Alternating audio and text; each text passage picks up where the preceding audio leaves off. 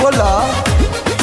हाँ भूखब हम नवरात्र बक्सर से कलसा लैनी, माई के कृपा भइल रउआ जैसन पति पैनी।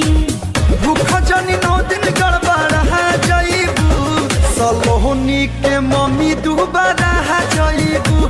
हाँ भूख जनी 9 दिन गड़बड़ा जईबू, सलोनी के मम्मी